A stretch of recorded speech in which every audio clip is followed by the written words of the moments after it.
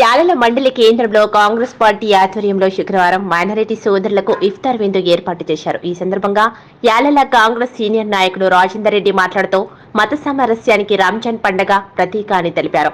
ఈ ఇఫ్తార్ విందులో రాజేందర్ రెడ్డితో పాటు అక్బర్ బాబా, రాపుల్ నాగయ్య, అహ్మద్ గొల్లచిందు, సయ్యద్ యూసుఫ్, మధుసూదన్ రెడ్డి, మైనుద్దీన్, మౌలానా తదితరులు పాల్గొన్నారు. فرجت ولا حاجة هي لك رزا إلا قضيتها يا أرحم الراحمين يا أكرم الأكرمين. اللهم إنك عفو تحب العفو فاعف عنا يا كريم. اللهم إنك عفو تحب العفو فاعف عنا يا كريم. إلا رحمت كرمت عفو.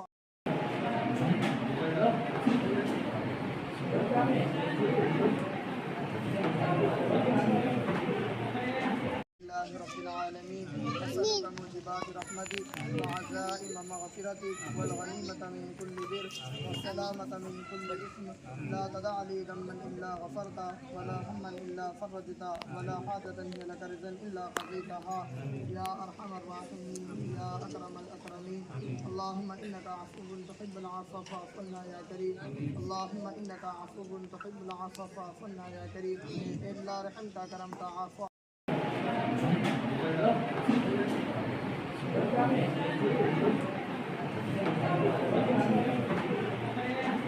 షేర్ చేయండి. కోసం ఛానల్ ని సబ్స్క్రైబ్ చేయండి.